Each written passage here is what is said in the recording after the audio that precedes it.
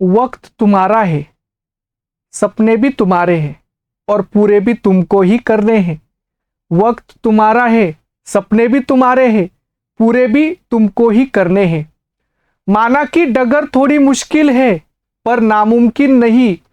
माना कि डगर थोड़ी मुश्किल है पर नामुमकिन नहीं।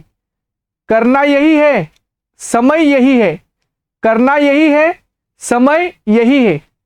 चाहे इस समय को सोना बना दो, चाहे इस समय को सोना बना दो या फिर यह समय सोने में बिता दो। चाहे इस समय को सोना बना दो या ये समय सोने में बिता दो। हेलो फ्रेंड्स, सो आज हम डिस्कस करें हमारा new revision series session and इसमें हम डिस्कस करें important topic of immune system, different effector role and different principles की जो इम्यून सिस्टम के। एंड आज का जो हम टॉपिक डिस्कस करेंगे one of the interesting and one of the important topic कि जो फैगोसाइटोसिस है, इसको आज हम डिस्कस करेंगे। जनरली फैगोसाइटोसिस में हम डिफरेंट सेल्स की बात करते हैं, जैसे मैक्रोफाज है कि मैक्रोफाज मेजर फैगोसाइटिक सेल है कि जो टिश्यूज में फैगोसाइटोसिस करती है। तो टिश्यूज में एंटीजन का एंगल्फमेंट करना एंड टिश्यूज में एंटीजन को पकड़ना, पैथोजेंस को पकड़ना, बैक्टीरिया को पकड़ना, उसको किल करना, ये फैगोसाइटोसिस में मैक्रोफाज काम करती है। एंड दूसरी होती है मेजर फैगोसाइटिक सेल्स में हम न्यूट्रोफिल्स लेते हैं और न्यूट्रोफिल्स ये ब्लड में रहती है। तो ब्लड में ही होती है, ब्लड में सबसे ज्यादा होती है न्यूट्रोफिल एंड ये ब्लड में फैगोसाइटोसिस करती है। अराउंड 40 to 60% ये ब्लड में सेल प्रेजेंट होती है। इसे पॉलीमॉर्फोन्यूक्लियर सेल भी बोलते हैं क्योंकि इसका न्यूक्लियस लोब्स होते हैं उसमें 4-5, सो पॉलीमॉर्फोन्यूक्लियर सेल। तो ये इन्नेट इम्यूनिटी का मेजर रोल में काम करती है। मैक्रोफाज भी फैगोसाइटोसिस ये इन्नेट इम्यूनिटी है, नॉन स्पेसिफिक किलिंग प्रोसेस है एंड न्यूट्रोफिल भी इन्नेट इम्यूनिटी में ही मेजर रोल प्ले करे। इवन मैक्रोफाज एंटीजन प्रेजेंटिंग भी है, मतलब आफ्टर फैगोसाइटोसिस ये एंटीजन प्रेजेंट भी करती है एंड टी हेल्पर सेल्स का एक्टिवेशन भी करती है।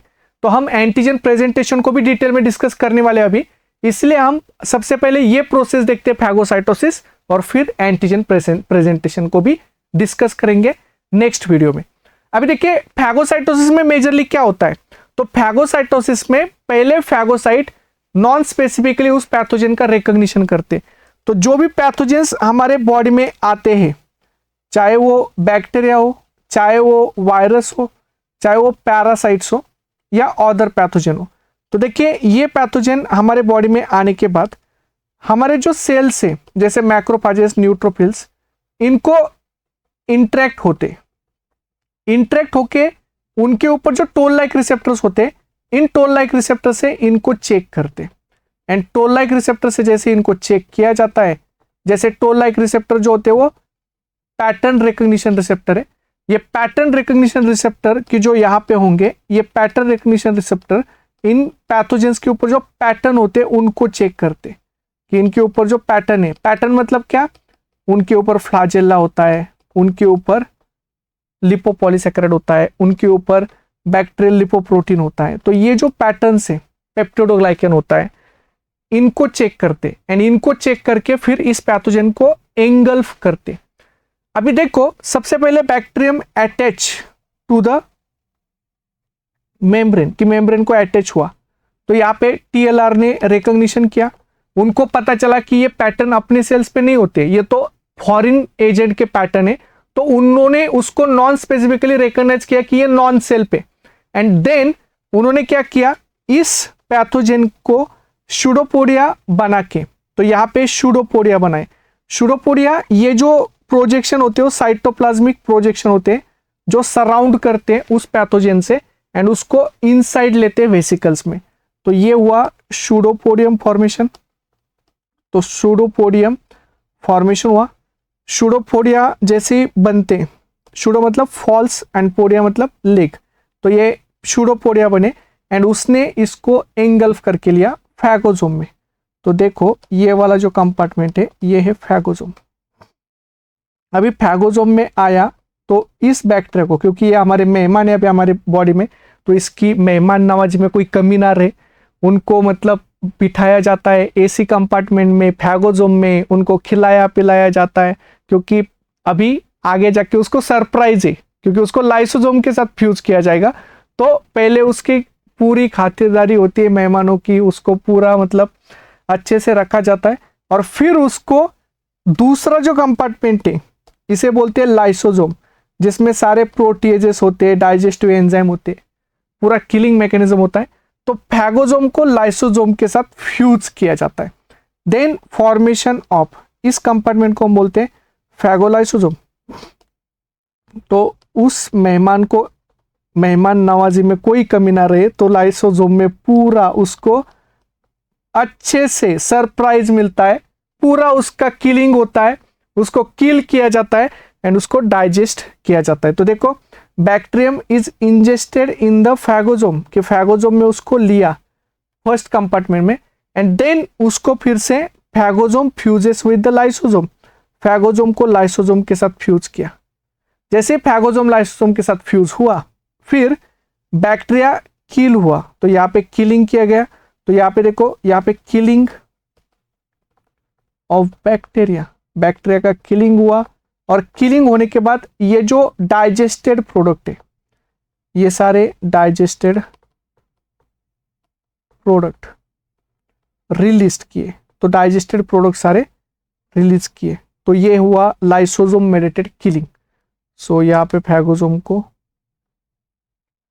Fuses with the lysosome, formation of phagolysosome, यहाँ पे फैगोलाइसोसोम बना, एंड देन डाइजेस्टेड प्रोडक्ट जो होते हैं वो लाइसोसोम एंजाइम्स, मतलब यहाँ पे oxygen dependent oxygen independent killing होता है बैक्टीरिया का, जिसमें ऑक्सीजन डिपेंडेंट किलिंग में H2O2 मेजर रोल प्ले करता है। ये हाइड्रोक्सिल आयंस होते, रिएक्टिव नाइट्रोजन स्पेसीज होते कि जो मेजर रोल प्ले करते।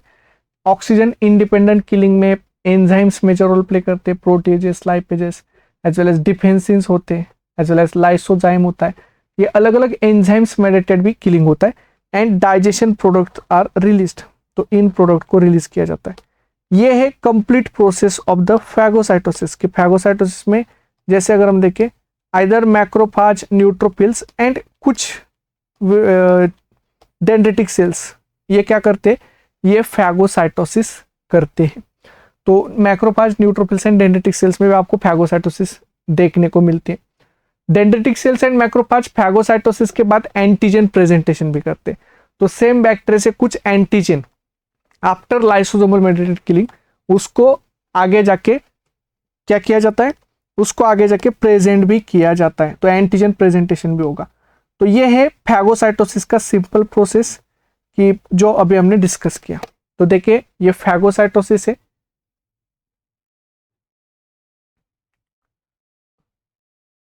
फैगोसाइटोसिस प्रोसेस को हम देख लेते हैं। देखिए, ये फैगोसाइटोसिस जिसमें न्यूट्रोफिल्स है, एंड ये जो न्यूट्रोफिल्स है, ये जो ग्रीन कलर के बैक्टीरिया दिख रहे हैं आपको, उनको फैगोसाइटोस करेंगे। तो देखो प्रोसेस कैसे होता है। तो देखो, ये सूडोपोडिया, मतलब न्यूट्रोफिल्स पहले एनकाउंटर करेगी, उसको बाइंड होगी और सूडोपोडिया बनाए, देखो, और उस एंटीजन को यहाँ से एंगल्फ कर लिया। तो ये है न्यूट्रोफिल्स का काम, कि जो एंगल्फमेंट में मेजर रोल प्ले करती है। तो इस तरह से न्यूट्रोफिल उस पैथोजन को रिकॉग्नाइज करती है, एंड देन उसको सूडोपोडिया से एंगल्फ करती है, और फिर उसको डाइजेस्ट करती है। तो देखो, डाइजेशन हो गया यहाँ पे। तो ये हुआ neutrophil mediated phagocytosis. So this is the phagocytosis process की जो हमने डिस्कस किया। अभी हम डिस्कस करते कि ये जो फैगोसाइटोसिस है, इसमें जो पार्ट हम डिस्कस कर रहे थे, तो फैगोसाइटोसिस ये प्रोसेस हुआ। अभी आप इसके क्वेश्चन सॉल्व कीजिए, और क्वेश्चन के जो आंसर है इसको कमेंट बॉक्स में डालिए। तो फैगोसाइटोसिस इंपॉर्टेंट प्रोसेस है, क्योंकि आगे जाके हम एंटीजन प्रेजेंटेशन पढ़ने वाले हैं। तो एंटीजन प्रेजेंटेशन से पहले एंटीजन का प्रोसेसिंग एंड किलिंग होता है। तो ये जो killing, processing and antigen display, इसमें ये प्रोसेस भी काम करती है, इसलिए फैगोसाइटोसिस हमने सबसे पहले डिस्कस किया। अभी आगे के वीडियोस में हम एंटीजन प्रेजेंटेशन को डिस्कस करेंगे। तो इस क्वेश्चन का आंसर कमेंट बॉक्स में डाल दीजिए। देन ये वाला जो क्वेश्चन है, इसका भी आंसर आप कमेंट बॉक्स में ऐड कीजिए।